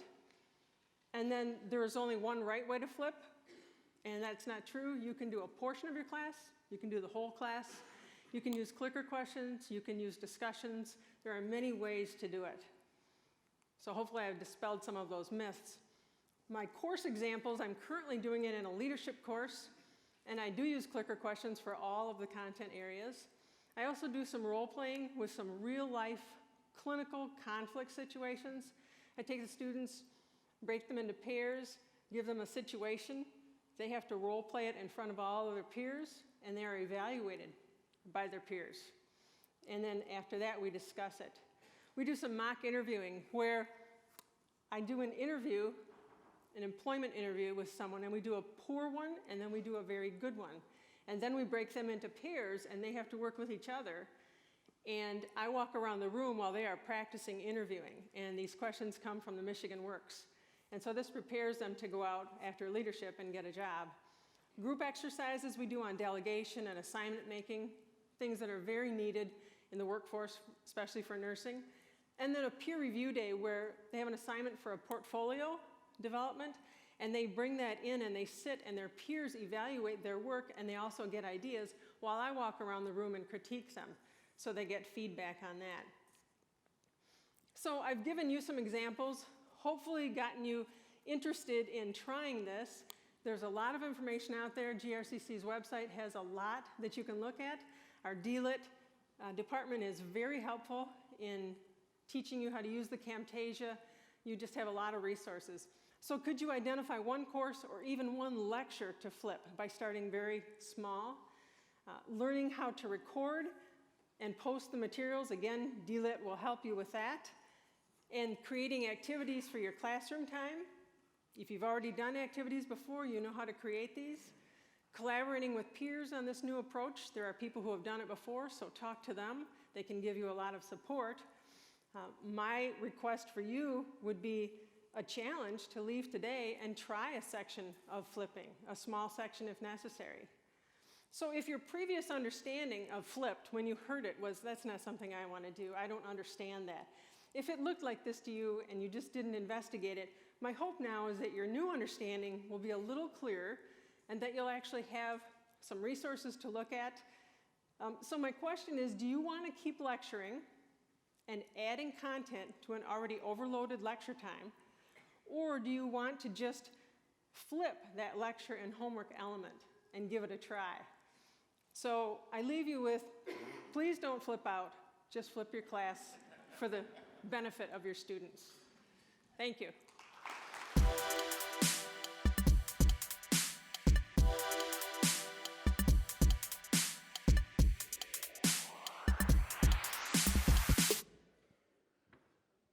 Greetings. My name is Ennis Young. I'm talking to you briefly about PY097 and self-defeating thoughts, behaviors, and self-defeating emotions. What is PY097? And I've got it written here. Strategies for creating success in college and in life. PY097 is designed specifically for the marginalized or academically underprepared students. It's taught from an applied psychology perspective. This class is intended to complement our developmental English, math, and reading classes. It's being taught in the psychology department. The class is framed by the science of psychology, social work, and counseling. However, the emphasis of the class is on the practical aspects of these disciplines and can prepare students behaviorally, cognitively, and emotionally to attain their goals, but also the intent is to send them out to be productive citizens. So what are these things that we call self-defeating emotions, behaviors, and thoughts? And the definition of self-defeating behavior is any attitude or gesture that thwarts a person's healthy desire for love, acceptance, and fulfillment or tranquility. And it may include actions that once worked to help an individual in their past, but now that script's become a little outdated, and now it tends to create some sort of harm for this particular person. It becomes an unhealthy thing. Now, we see this in our students on an everyday basis, some of the self-defeating thoughts that they say. Our students say on an everyday basis that I'm not good enough, I'm not smart enough, I'm not pretty enough, I'm not college material. These are things that we hear our students say every day. And these are things that started when they were young, and now that they've developed into young teens and college students, they don't have the self-confidence that it takes to be successful to some degree. So it starts with a thought, I'm not college material, and it moves from that thought to a behavior. And from the thought, it goes to the thought of I'm not good enough, then the emotion builds up inside of them. And we see it in our classroom where now all of a sudden our students start to give up. They become a little impatient when you start handing out in-class assignments or a test. And then the emotion comes over them, and now all of a sudden they start to walk out, or 6 weeks into the semester, you don't see them anymore. So this is a serious thing. Now, in the beginning of the semester, I challenge my students, and I say, look, you guys got to be totally honest. I'm going to ask you 3 questions. These 3 questions are going to frame how the semester is going to go. It's going to lead you towards building your goals and your dreams for your future, but it's only going to work if you're totally honest and you commit to this. The first question Judy brought up in her speech earlier today is, where did you come from? And this is important because all of our students are bringing an interesting and a unique dynamic to the classroom setting. So our students are bringing things like this, social status is different. We've got ESL learners in our class. We've got first-generation college students. We've got products of single-family homes, and some of our students are single parents. I know in this semester I've had several fathers that were single parents trying to navigate through daycare and part-time work and school. We've got non-traditional students. We've got students that are in our classrooms that were recently released from jail and or prison. So that's the first thing. Where is it that you came from? And you got to be honest with that. The second piece is, where am I currently in my life right now? Am I happy with where I'm at in my life, or are there some improvements that I need to make on an everyday basis here to become the best me that I can be? And only you can answer that. The last question that they need to be honest with is, where is it that you really want to go? You know, in my life, what is it that I really want to be? And the next is, with that, you got to set goals, and these goals got to be attainable goals. So short-term and long-term goals are established. And we walk with our students through these goals. We help them navigate through it, because every goal that they set, so we use this thing called the DAPS rule. Every goal's got to be a dated goal. It's got to have a start and an end date to it. It's got to be an achievable goal, something realistic, you know. It's got to be a specific goal. It's got to be a positive goal.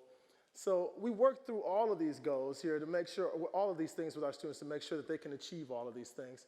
All of our students have a unique and valuable story that they shouldn't be afraid to share, but it's up to us to make them feel comfortable enough to open up. Now, this isn't like a group therapy session. We're not doing that. But what we're doing is we're giving them the tools that they need in order to dictate what type of future they want to have for themselves. Not me saying, hey, you should be a lawyer or a doctor or anything like that. We want to provide you the tools so you can best navigate through your own future. Now, in order to get past where I came from, some of our students have made some bad choices. It just is what it is. And in order to help them make more healthy choices or better choices so they can provide the living and the future and the life that they want, we go through this thing called the wise choice process. And the first question that they have to answer is, what is your present situation? What is it that I'm going through right now that might be a barrier for me being successful in college and in life? What is the present situation?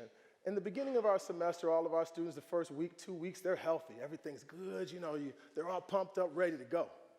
You know, how are things? Great. Daycare is established. You know, they got a ride back and forth to work. The vehicle's working really well. But it doesn't take long for all of a sudden one little piece to fall off, and now it's total chaos.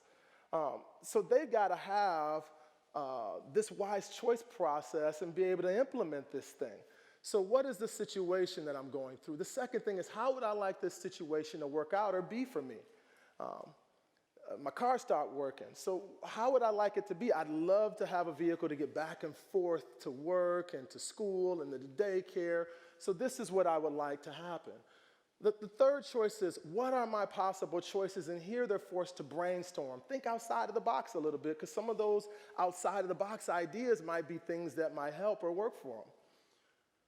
The fourth thing is, what are the likely outcomes for each one of these possible choices? And here they're forced to think into the future and say, okay, if I implement this idea here of working more hours at the job, what is that going to do for me? Is that going to take study time away?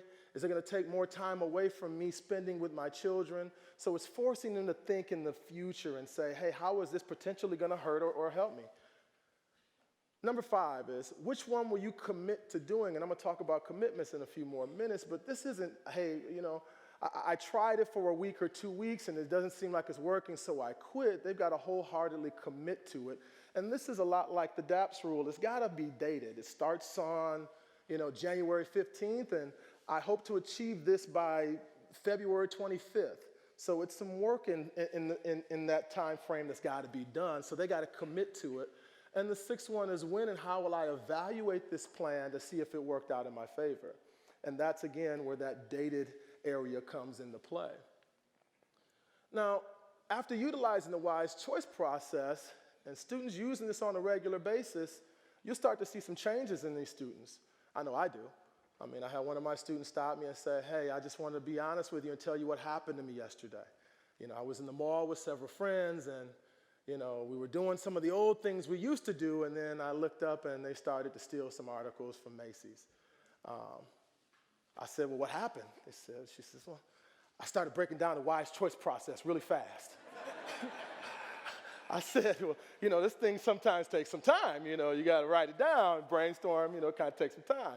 She said, no, I went through it really fast. I said, okay, what's my situation? My situation, they're stealing. Oh, how do I want this to be? I don't want to go to jail. So I'm going through this, and I couldn't do anything but laugh, but it works. If they wholeheartedly take this in, it works. I said, well, how did you get away? She said, I walked away like I was in church. I was like, I've got to get out of here. I said, well, what happened to them? She says, I don't know, but they're mad at me, and they're not talking to me anymore. But it helps them understand that things in their life have to change. The decisions that they made in the past need to be changed. The friends that they have in their life, they need to dump. Relationships that they have are sometimes unhealthy. So this is what this enables them to do. Now, there's some outcomes that we see from this wise choice process. One is they start to understand the importance of the idea of personal responsibility. These students start taking ownership of the decisions that they make. Before, if one of your students flunked a class, guess whose fault it was? Your pitiful teaching. It's because you didn't do anything right. You didn't help me enough. You didn't give me the notes. You didn't help me on a test. Some of those tests didn't have questions on it that you taught. It was always your fault. But now they learn to take ownership of their actions. Whose fault is it? It's mine. I should have studied harder. I should have invested more time into it. So they start to do this. The next thing is they take ownership of their successes and their failures. They start to learn that, and this is important to me, that but not making a decision is the same as making a decision.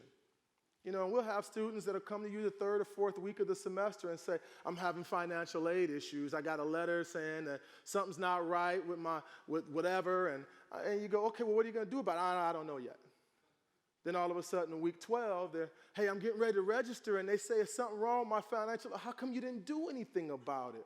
Because by not making a decision was the same as making a decision. They learn to improve the quality of decisions that they make on a day-to-day basis. Here is when they start to realize that the decisions that they make today can shape what happens in their life a year or 2 years from now. That one student said, I was in the mall, they were stealing. I didn't want a record because guess what? I want to go into daycare. I want to own my own child, development she wanted to own her own daycare center. And she says, hey, if I get a record, I'm not able to do that. So that's where all of this stuff starts to take effect. They learn to make responsible decisions, and they are empowered. They feel so empowered now because it's no longer a friend or a family member dictating their outcomes. They're responsible. They take ownership. They're happy now because guess what? I made the right choice for my life and for my future. And here's where they start thinking about their thinking, which is what metacognition is. They start thinking about the way that they think. Now, self-discipline is another aspect here. It's another key function, and there's 3 little pieces to self-discipline here. It's really important. It's the commitment. These students got to be committed. No longer are you waking up in the morning because mom's shaking you to wake you up to get you to school. I'm waking up because guess what? Today is one day closer to graduation. Whether it's that C average or that B average, guess what? I'm going to see it through. So they learn that no matter what the obstacles are, and they're all going to have them. They're all going to have obstacles. Every day it's going to be a battle, a struggle, but every day you see it through, you're a day closer to graduation, and they start to realize that. The next thing is focus. When it gets bad, and it does, we always go back to what we started off with. When I asked those 3 questions in the beginning of the semester, they can always go back to what their goals and their dreams are, because the only way you're going to achieve that is to see it through, finish this thing called college. And the last piece is persistence. Do I love myself enough to keep going? When it's tough and, daycare fell through for me, the vehicle is acting up and I got to walk 1.5 miles to the nearest bus stop, to get to school. Do I love myself enough to create the success that I want for not just me, but for my family? Do I love myself enough to be the example for my siblings so that they can see if I graduated that they can too? Now, the curriculum of PYO 97 is 8 principles that we think help build self-efficacy. And it's not just the idea that I can do it, I'm a self-confident individual because, we all talk that, self-efficacy is a lot deeper than that. I know I've got the skill set, You know, the tools to accomplish this specific thing, and I'm working towards it because I know I can do it and I know how important this is, and we're trying to build this within our students. And the first one is personal responsibility. Start taking ownership, again, of their actions and their behaviors. The other one is, again, self-motivation. They start to understand the importance of what they're doing. College, they understand how important this is. Whether it's getting a certificate or a 2-year degree, or whether they're transferring out, they understand how important it is, not to their family, but to them. They start to self-manage. Most of our students walk into our classroom and they don't have any tools for recording anything. You know, did you get what the homework was today? Yep. Did you write it down? Nope, don't need to. Every one of them think that they got photographic memory. But the minute we have the next class, where's your homework? I didn't even know we had any, you know. So they start learning these self-management techniques. They keep a day planner. They start to use a next action list and a calendar on a regular basis. They understand the importance of interdependence.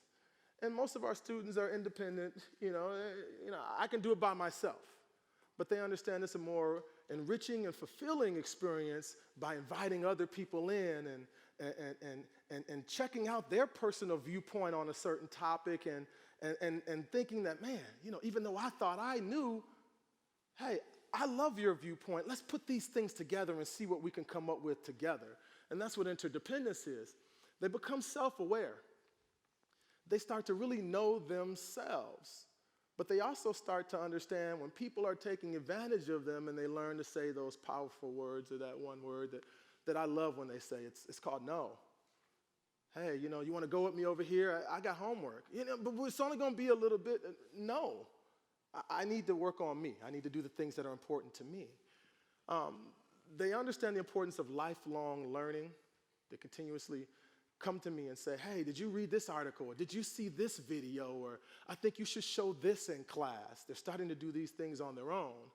And they learn emotional intelligence. They learn about them, the strong emotions. And I had one student say, every time somebody disrespected me, I'm ready to fight, you know. And I said, you got to find a way to get yourself away from that atmosphere first, but you got to learn how to manage those strong emotions in the moment. It takes a more powerful person to turn and walk away than it does somebody to go fight and go to jail. So that's what emotional intelligence is knowing those emotions, but being able to manage them is the second piece to it. The last thing is they learn how to believe in themselves. And after they believe in themselves, they love who they are. And all of those awful experiences that they had in their past help shape who they are. They accept it and they love themselves. Now, by embracing these 8 principles, students learn to be self-regulated learners, which is what we want for all of our students. Now, several of our students have had some quotes, some things that they've learned about PY097, experiences that they've had. And Josie said, hey, what I like about this course is how it made me evaluate myself, my beliefs, my goals, my dreams. It's really opened my eyes to what I want for my future and how bad I want to accomplish them. Deshaun said, I love this course because it helped me understand college more. It also made me feel that I could believe in myself, which when your students start saying that, you think, man, when you matriculate to that next level, that next semester, I know you're going to be okay, which is what we should want for our students. Brianna said, I love this class. The reason being is because I've learned many things that I'm doing wrong in my life. This class has helped me to change these things to become more positive. And Tim said, I love PY097 because I feel it's giving us the fundamentals required in every class. Things that are critical like planning, choices, and motivation are required to make that happen. I believe that PY097 is a great class for beginners in college because it identifies possible issues and helps develop methods so that they can deal with them. Now, I'm going to leave you, but I've got a couple of videos that I wanted to show you first of what some students have said about PY097 and their experience. Go. Well, my name is Israel Romo, and I'm in the class PY97. And what I learned in this class is that you have to be yourself. You have to eliminate those things that can stop you from being successful, like those bad or negative ideas, those emotions that could stop you from being who you really are and that level of success you want to reach.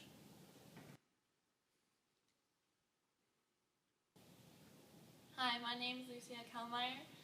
What I learned in PY 97 was that I have an inner voice and that I've learned to step out of my shell and be myself and not be scared of what people may think or say when I speak my mind. You got to excuse her. She was a little shy in the beginning of the semester. I couldn't get her to participate with anything. She was one of my volleyball students, and she says, I just got to be honest. I don't understand why I was playing so much in the beginning of the semester, but now I'm not. I said, well, have you talked to your coach? She said, no, and she walked away. So I saw her again next class period. I said, hey, she was down again. I just don't get it. You know, I had a little bit of an injury, and now I'm not playing as much. I just don't get it. I said, again, have you talked to your coach? She said, no. I said, okay. So the next class period, I said, before you come to me and complain, I'm going to challenge you to do this. Instead of doing your regular homework assignment, I'm going to challenge you to write a letter of what you would say in case you feel the need to talk to your coach. Write a letter of what you would say, and then write the absolute worst thing you think your coach would say. She says, okay, it's a deal. So she wrote it, and just as she started to, just as she sent it and I was getting ready to read it, she came into class and she says, well, did you read what I wrote? I said, no, I didn't get a chance to yet, but I'm going to read it today. She says, don't worry about reading it. I said, uh-oh. She says, everything that I wrote on that paper, I already said to my coach, and I feel so much better now because I understand why I'm not playing, and I'm ready to implement those things into the practice session so that I can get my time back. So that's what we really want for our students, not for us to hold their hand, but to give them the tools that they need so that they can do things themselves. So thank you.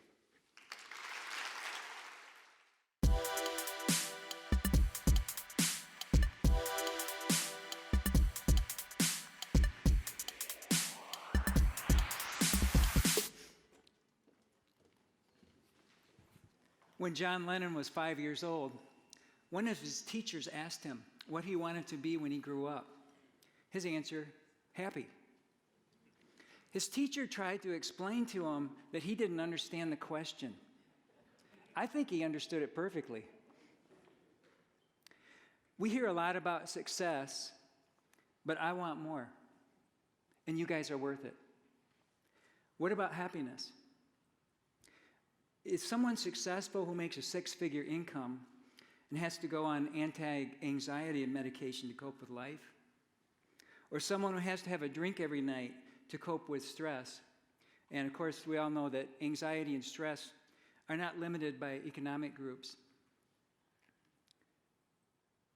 I wanted to speak with you today about some personal realizations about my life and the relationship to my work at the college regarding happiness, personal responsibility, and what I call the blame responsibility continuum. These realizations have come over the years, but especially within the last, I'd say, 6 months or so. It's the kind of thing that I wake up in the morning or at night, and if I don't write it down, it's gone. And so I'm going to stick pretty close to my notes here. But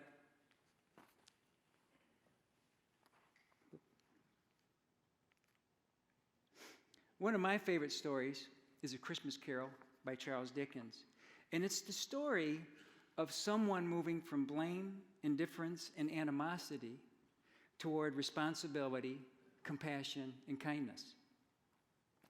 And in the beginning of the story, we see a miserable Scrooge who is a successful businessman, but he blames the world and all the people around him for his unhappiness. He blames his clerk, Bob Cratchit. He blames his nephew for marrying a poor girl. And he feels no responsibility for helping others. He hates Christmas and all it stands for. Scrooge actually feels, I think, that the world would be a better place if everyone could be like him. Well, as the story goes on, Scrooge meets the ghost of his former business partner, Jacob Marley, who reminds him that even though he's a responsible financial businessman, that mankind is our business. Scrooge is visited by the three spirits, the ghost of Christmas past, the ghost of Christmas present, and the ghost of Christmas future. And through these experiences, he is transformed.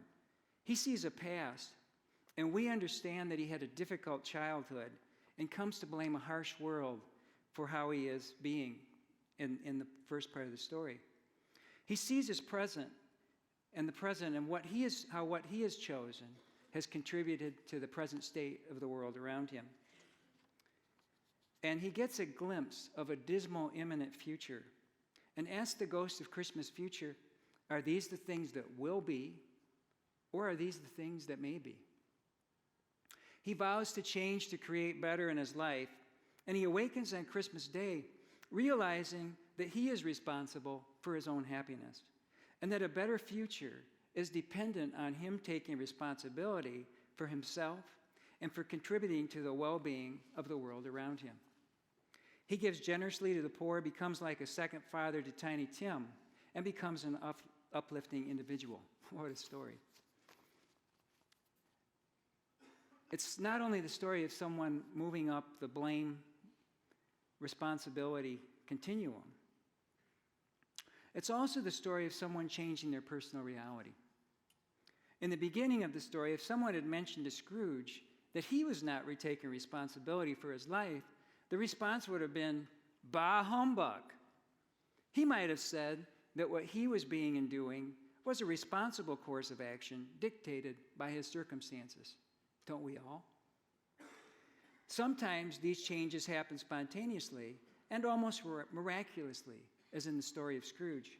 But realizing that moving from blame to responsibility is powerfully beneficial, it's also a process that can be approached deliberately if we decide to do so. 20 years ago, my eyes were open to the importance of deliberately increasing my own level of personal responsibility, and that it was beneficial for my own well-being, happiness, and sense of peace. And I've tried a number of techniques and things that I think might help one progress on this continuum. And my goal was to find a way, if possible, to learn to deliberately move higher on the blame responsibility continuum. To me, this seems like the greatest education. And there are many things I've worked with them, and some of the things I wouldn't recommend to you. There are a few I would recommend. And I've learned the most powerful and beneficial techniques through my study and practice of the experiential exercises learned in the Avatar Course materials. I would be very pleased to share information about that with any of you. Please feel free to ask me. Last summer, I was one of the teachers at the International Avatar Course in Orlando, Florida. And the first day, we were doing one of the beginning exercises in which students list beliefs they have about their life regarding relationships, money, work, etc. And then they are asked questions to help evaluate their beliefs. One of the questions was for the students to decide whether the belief was indoctrinated or deliberately chosen. And someone asked me, was I am happy to be me a deliberately chosen belief, or was it indoctrinated? And of course, I couldn't say for somebody else what it was, but I thought it was a great question. And it really could be either. But it depends on why one is choosing it. Am I doing it because I was told to do it, and because I want to please someone else or to fit in with a group, or because it's the right answer? Or am I doing it because I've decided it makes sense in regards to the goals I have for my life and for the future? One of the goals might be that I want to be happy. As the course continued this summer, I had other profound realizations, as one always does on the Avatar course. One of them was that I saw how I had indoctrinated my students, my children, and other people around me. But I've known this for a number of years. But what was different this time was that I realized that even though it had been done to me, that if I continued doing it, that I was responsible for continuing the legacy of indoctrination. Now, indoctrination can be done with good intentions to help someone know a right answer. But the problem is that sometimes gaining a reward for knowing the right answer or being punished for not knowing the right answer becomes more important than personal responsibility. And then we learn to live for perceived authorities as opposed to living from our own creative and responsible center.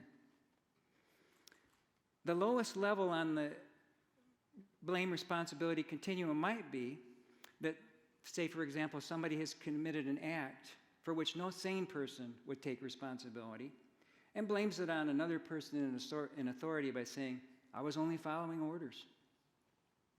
More common for me is a logic I think is something like, I wouldn't have to be the way I'm being if you wouldn't be the way you're being. And I'm not implying it's easy. In fact, I know for me it takes constant effort, and as with any worthwhile goal, it takes commitment, study, practice, and skill. And people unknowingly or knowingly do stupid things, and some even commit horrendous acts. But if we make others responsible for how we are being, we give away power over our own minds, and ultimately over our own happiness. I also saw that if I continued using indoctrinated methods of teaching and working with people the way I was taught, not only was it likely that they would fall lower on the blame responsibility continuum, but I would as well. For me, it takes constant effort, and as the sign on Harry Truman's desk said, the buck stops here. These are some of my questions. Why are my students doing the things they're doing in my classes I'm teaching? Are they doing it for me? Are they doing it for my approval? Are they learning right answers so they can get a good grade in my class? How much responsibility are they gaining or losing through their education? How do we encourage students to take more responsibility? How do we encourage them to live more from their own creative center? The answers are not easy, but it's an exploration that I think is very valuable. And I know I'm not alone in my thinking on this, because as I mention these ideas, I often hear how other colleagues approach this dilemma. We are also given opportunities to explore these ideas through faculty formation and other college-sponsored activities. And as I explore these questions, some ideas that I have include creating opportunities for my students to set their own goals and helping them find value in how what they are learning connects to achieving their specific goals. I also want to give them opportunities for self-evaluation and encourage them to see that their own evaluation of what they are doing is at least as valid and important as anyone else's. I like to develop a skill scale with the students that they can use to evaluate themselves, and along with this scale, we discuss ways of moving to higher levels of achievement on the scale. It's really amazing and fun to see students become excited about taking responsibility for their own education. And when I see this happening, it's as if a dormant part of a person reawakens. The attitude of just tell me what you want me to do is replaced by enthusiasm for deciding what to do to reach an important personal goal. To be present while this is happening is one of the greatest joys I have ever experienced. People's faces brighten. They regain hope for their own future. And in my experience also, it seems like there's no end to this path of personal responsibility. And as I said before, I believe this is the greatest education. And how responsible can we become? As I progress toward more responsibility, life seems to work better, and I experience less stress and more happiness. Learning this and working with others to learn more about it gives me hope for the future. I wish you all a wonderful semester, great successes, and much happiness. Thank you.